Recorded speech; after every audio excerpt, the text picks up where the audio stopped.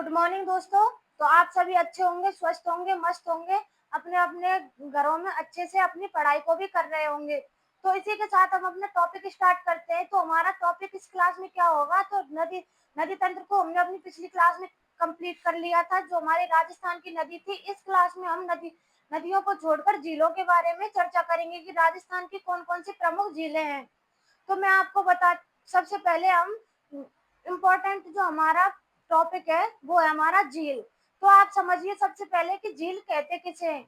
जैसे कोई छोटा सा भूभाग है हमारा जलीय भूभाग, जैसे कोई छोटा सा जलीय भूभाग है और वो किससे घिरा हुआ है, चारों ओर से स्थल से घिरा हुआ है। जलीय भूभाग जो चारों ओर से किससे घिरा है, किससे, स्थलीय भूभाग से, उसे क्या बोलेंगे हम, उसे बोलेंगे हम हमारा झील। अगर वही इसी परिभाषा को उल्टा कर दिया जाए, इसी परिभाषा को अगर हम उल्टा कर दें, जैसे कोई छोटा सा स्थलीय भूभाग है, अगर वो चारों ओर से जलीय भूभाग से घिरा हो, छोटा सा स्थलीय भूभाग है, स्थल भूभाग, अगर वो चारों ओर से जल से घिरा होगा तो उसे क्या बोलेंगे, उसे बोलेंगे हम द्वीप। द्वीप और झील में आपको अंतर समझ में आ गया होगा कि अगर छोटा सा जलीय भूभाग चारों ओर से किससे घिरा हो, स्थलीय भूभाग से, उसे बोलेंगे हम झील। और अगर द्वीप किसे बोलेंगे, अगर कोई स्थलीय भूभाग किससे घिरा हो, चारों ओर से जल से घिरा होगा तो क्या बोलेंगे, उसे द्वीप बोलेंगे। तो आइए हम अपने टॉपिक की ओर चलते हैं। सबसे पहले हम अपना मेन टॉपिक डाल लेते हैं। तो हमारा मेन टॉपिक क्या होगा, झील। जो राजस्थान की झीलें हैं उनको हम इस क्लास में देखेंगे। तो आइए सबसे पहले हम पॉइंट डालकर सबसे पहले लिखते हैं इसकी परिभाषा को कि झील कहते किसे हैं। आपको समझ में आ गया होगा कि झील किसे कहते हैं। एक जलीय भूभाग, जलीय भूभाग जो चारों ओर से किससे घिरा है, जल से घिरा हो, सॉरी स्थल से घिरा हो, स्थल से घिरा हो, उसे क्या बोलेंगे हम, झील कहते हैं, झील कहते हैं। तो देखिए एक जलीय भूभाग, ठीक है, एक जलीय भूभाग जो चारों ओर से स्थल से घिरा हो, या फिर उसके एक छोटा सा जलीय भूभाग है उसके चारों ओर क्या है, हमारा स्थलीय भूभाग, तो उसे क्या बोलेंगे हम, झील बोलेंगे। जैसे ये हमारा हो गया छोटा सा जलीय भूभाग हो गया, ठीक है। अब इसके जो चारों ओर है ये क्या है हमारा, ये स्थलीय भूभाग है, तो इसे क्या बोलेंगे हम, जो ये हमारा बीच का हिस्सा है जलीय भूभाग, इसे ही क्या बोलेंगे हम, झील बोलेंगे। किसे बोलेंगे, जो जलीय भूभाग है और स्थल से घिरा हुआ है उसे क्या बोलेंगे, झील। अगर ऐसा हो कि जो हमारा ये हिस्सा है ये तो हो जाए हमारा, ये इस पर पेड़ पौधे खड़े हैं, ये हो जाए हमारा स्थलीय भूभाग, और ये क्या हो जाए, जलीय भूभाग, चारों ओर से जल से घिरा हो और मध्य में क्या हो, स्थल भूभाग, तो उसे बोलेंगे हम द्वीप। द्वीप और झील ये क्या हो जाएगी, अगर जलीय भूभाग मध्य में होगा तो क्या हो जाएगा, वो हो जाएगी झील, और अगर मध्य में स्थलीय भूभाग होगा उसे बोलेंगे द्वीप।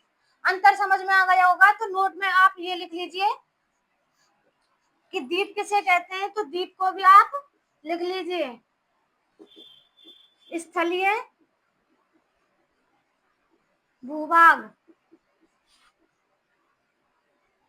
स्थलीय भूभाग जो किससे घिरा हो, जल से, चारों ओर से जल से घिरा हो, चारों ओर से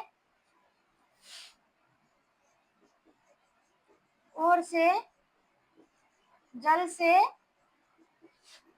घिरा हो, उसे क्या बोलेंगे हम, द्वीप। तो ये अंतर आपको समझ में आ गया होगा कि कि जो झील किसे कहते हैं और द्वीप किसे कहते हैं। तो इसके आगे लिखते हैं जो हमारी झीलें हैं, ये हमारी जो झीलें हैं राजस्थान की, इनको हम कितने भागों में बांटते हैं? 2 भागों में। कौन कौन से भाग है वो हो जाएंगे खारे पानी की झीलें और मीठे पानी की झीलें। झील कितने प्रकार की होती है? 2 प्रकार की, खारे पानी की और मीठे पानी की।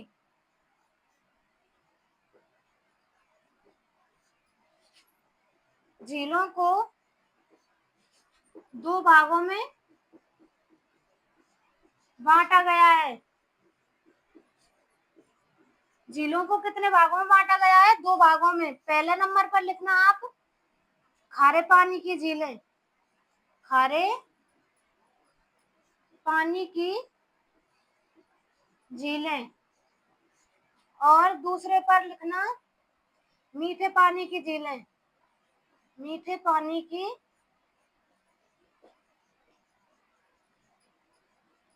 झीलें। ये कितने प्रकार की झीलें हमारी? 2 प्रकार की, खारे पानी की झीलें और मीठे पानी की झीलें।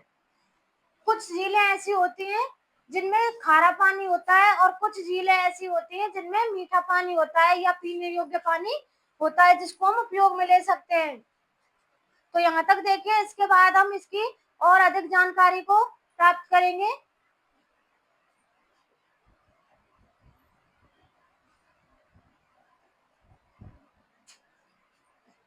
तो ये इसकी बेसिक डिटेल है जिसके बारे में आपको पता होना चाहिए। तो आगे चलते हैं, चलिए। ये कुछ हमने इसकी छोटी छोटी जानकारियां प्राप्त की है, इसके बारे में हम आगे और डिटेल से चर्चा करेंगे कि कौन सी खारे पानी की झीलें हैं और कौन सी मीठे पानी की झीलें हैं। तो आइए सबसे पहले हम मीठे पानी की झीलों के बारे में चर्चा करते हैं। मीठे पानी की झीलें, मीठे पानी की झीलों के बारे में चर्चा कर लेते हैं। तो देखिए, हम जो हमारी मीठे पानी की और खारे पानी की ये सब झीलें हैं, इनको हम जिले वाइज याद करेंगे। जैसे कि जिले के अनुसार कि किस जिले में कौन कौन सी झीलें पाई जाती हैं। तो सबसे पहले नंबर पर लिखेंगे हम किस जिले के बारे में लिखेंगे?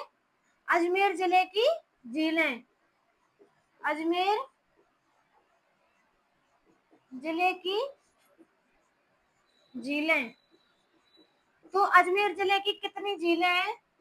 अजमेर में कितनी झीलें पाई जाती हैं जो मुख्य मुख्य रूप से आती हैं?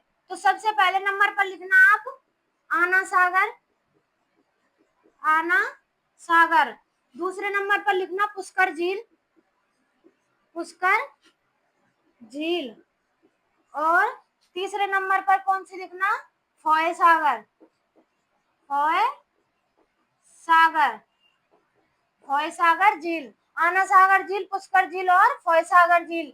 अब हम इनके बारे में डिटेल से चर्चा करेंगे कि आना सागर झील कैसी है, कहाँ पर है, इसके बारे में हम चर्चा करेंगे। तो देखिए, सबसे पहले नंबर पर आप डालना आना सागर झील, आना सागर झील। अब इसकी बात करें कि ये आना सागर झील कहाँ पर है। आना सागर झील कहाँ पर है? तो आपको बता दूं कि आना सागर झील हमारी अजमेर में जो तारागढ़ दुर्ग है, अजमेर के जो तारागढ़ दुर्ग है उसकी तलहटी पर क्या है? हमारी आना सागर झील है। अजमेर दुर्ग की अजमेर में तारागढ़ दुर्ग है, उसकी तलहटी पर क्या है? आना सागर झील स्थित है। तो ये लिखिए पहले, अजमेर में तारागढ़ दुर्ग की तलहटी पर, तारागढ़ दुर्ग की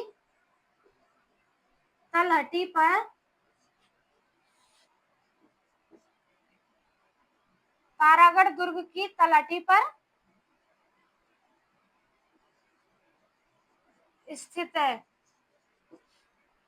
कौन सी झील? तारागढ़ दुर्ग की तलहटी पर स्थित है आना सागर झील। तो आप याद रखिए, जो हमारा तारागढ़ दुर्ग है, इस पर कभी पहले, कब, बहुत पहले की बात है, जब इस तारागढ़ दुर्ग पर तुर्की सेना ने आक्रमण किया था, तुर्की सेना ने तारागढ़ दुर्ग पर आक्रमण किया था, तो उसमें तुर्की सेना की पराजय हुई।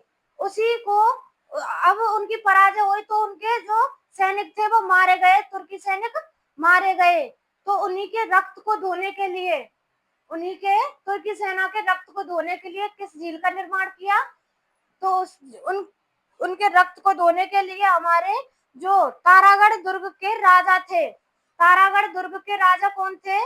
तारागढ़ दुर्ग के राजा थे हमारे अर्णोराज या फिर आना जी। आना जी बोलो या फिर अर्णोराज। ये जो राजा थे इनके मध्य और तुर्की सेना के मध्य क्या हुआ? घमासान युद्ध हुआ था। उसमें तुर्की सेना की पराजय हुई, उनके जो सैनिक थे वो मारे गए थे। अब वो मारे गए तो उनका जो रक्त बहा, वहां पर जो रक्त बहा था उन्हीं की जो रक्त को धोने के लिए, जिससे कि जो हमारी जमीन है वो साफ सुथरी हो जाए, उन्हीं के रक्त को धोने के लिए इसका निर्माण किया गया था। किस झील का? आना सागर झील का। तो निर्माण की बात करें, निर्माण किसने किया इसका? इसका निर्माण किया अर्णोराज ने, अर्णोराज या फिर आनाजी, आनाजी या फिर अर्णोराज। अर्णोराज ने 1131 ईस्वी में, 1131 ईस्वी में तुर्की सेना के रक्त को धोने के लिए, तुर्की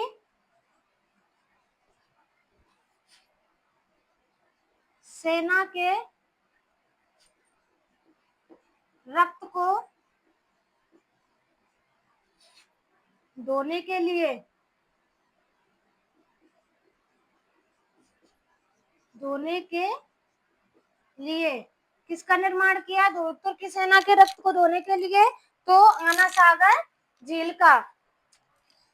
ये हो गई इसके निर्माण की बात। और ये जो आना सागर झील है वो कहाँ पर है, इसकी बात हो गई। अब आगे देखिए, जो ये तुर्की, जो ये हमारी आना सागर झील है, अब जो ये आना सागर झील है इसके किनारे पर क्या क्या स्थित है, कौन कौन सी जगह इसके किनारे पर स्थित है, क्यों कौन कौन से महल इसके किनारे पर स्थित है, तो इसके बारे में हम चर्चा करते हैं। तो जो हमारे जहांगीर थे, जो हमारे जहांगीर थे, राजा जहांगीर थे, उन्होंने इसी झील के किनारे पर किसका निर्माण करवाया? दौलत बाग का। दौलत बाग का इसी झील के किनारे पर निर्माण करवाया। उसी के साथ साथ किसका निर्माण करवाया था? उसी के साथ साथ जो उनकी बेगम थी, उनकी बेगम का नाम क्या था? नूरजहां। जहांगीर की जो पत्नी थी नूरजहां, उनके लिए भी इसी झील के किनारे पर महल का निर्माण करवाया था। तो पॉइंट बनाकर लिखना, जहांगीर ने इसी झील के किनारे, झील के किनारे पर किसका निर्माण करवाया? दौलत बाग, दौलत बाग व नूरजहां, नूरजहां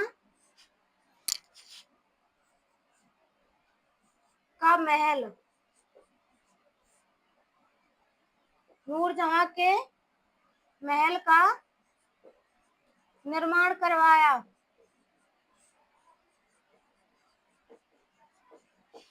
ये निर्माण किसने करवाया? जहांगीर ने आना सागर झील के किनारे पर दौलत बाग व नूरजहां के महल का निर्माण करवाया था।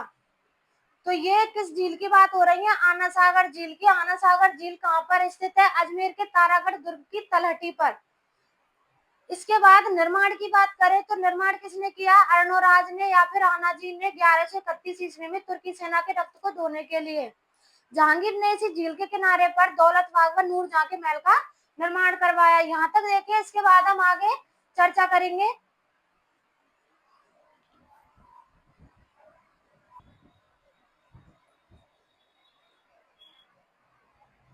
तो चलिए आगे चलते हैं।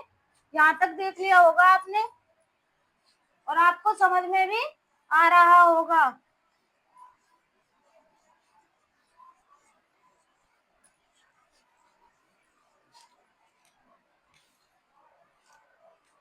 तो देखिए, इसके बाद हम आगे इसके जो कुछ पॉइंट है उनको और लिख लेते हैं कि जो ये नदी है, सॉरी, जो ये हमारी झील है, कौन सी, आना सागर झील, इस झील में जल किस किस नदी का आता है?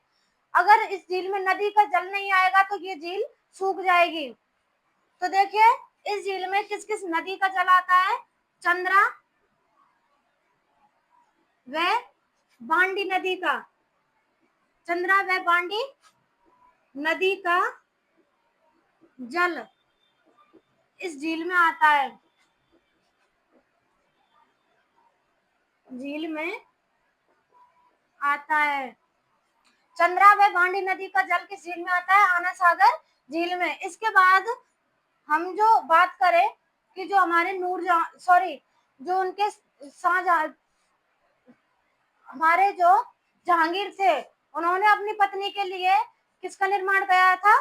नूरजहां महल का निर्माण करवाया था और दौलत बाग का निर्माण करवाया था। इसी के साथ साथ उन्होंने एक झरने का और निर्माण करवाया, कहां पर? दौलत बाग में। जो हमारे कौन थे? जहांगीर। जहांगीर ने किसका निर्माण करवाया दौलत बाग में? चश्मा ए नूर नामक झरने का निर्माण करवाया था। जहांगीर ने दौलत बाग में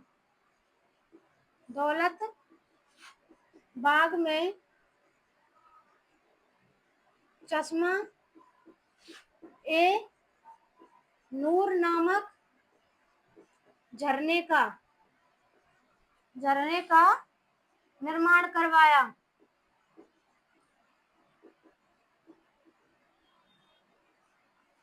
चश्मा ए नूर नामक झरने का निर्माण करवाया था। किसने? जहांगीर ने, दौलत बाग में।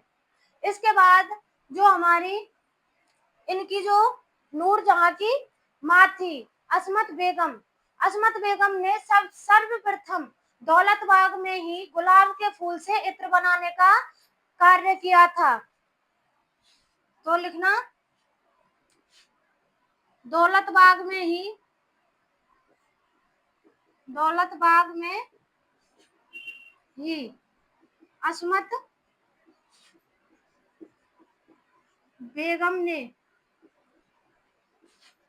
अस्मत बेगम ने गुलाब से इत्र, गुलाब से सर्वप्रथम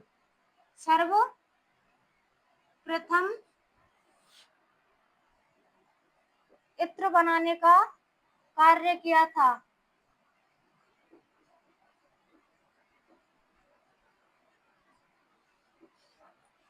किसने इत्र बनाने का कार्य किया था? अस्मत बेगम ने सर्वप्रथम गुलाब से दौलत बाग में इत्र बनाने का कार्य किया।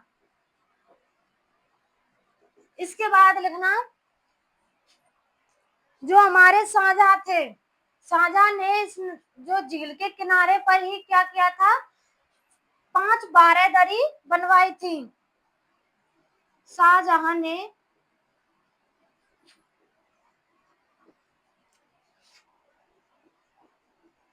इसके किनारे पर 5 बारहदरी बनवाई, 5 बारहदरी बनवाई थी। इसके बाद आप एक पॉइंट और लिखना, जो वर्तमान में इसके किनारे पर क्या स्थित है? वर्तमान में कोटा के समान इसके किनारे पर क्या स्थित है? तो 7 बंदर स्थापित है। वर्तमान में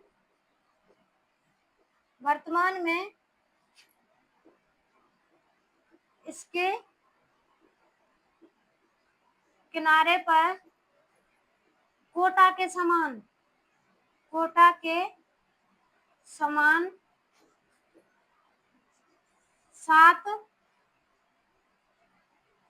बंदर स्थापित है।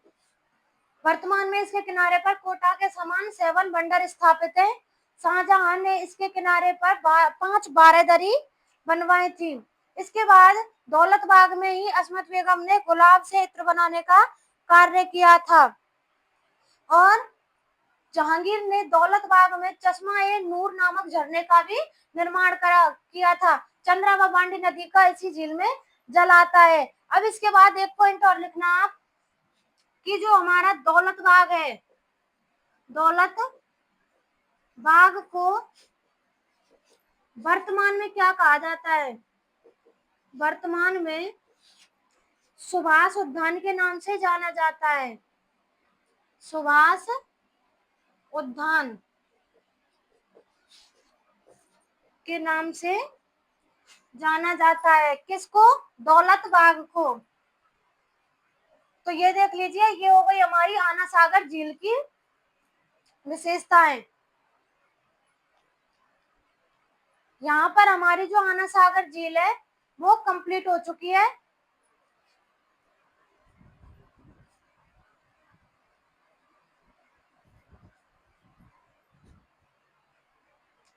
ये देख लीजिए, ये हो गई हमारी आना सागर झील की विशेषताएं। उनको जो निर्माण किया वो किसने किया, क्यों किया गया, इसके बारे में हमने चर्चा कर ली।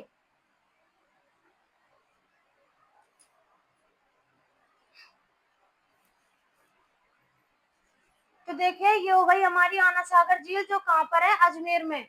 हमने जो हमारे जिले हैं उनके अनुसार झीलों को स्टार्ट किया है, तो उसी के अनुसार हम अपनी जो झीलें हैं उनको अग्रसर करेंगे। तो अभी तक के लिए धन्यवाद। मिलते हैं अपनी अगली क्लास में और अगली झील के साथ। जो हमारी इसकी कुछ और झीलें बची हुई हैं उनको हम अगली क्लास में कंप्लीट करेंगे। तो धन्यवाद।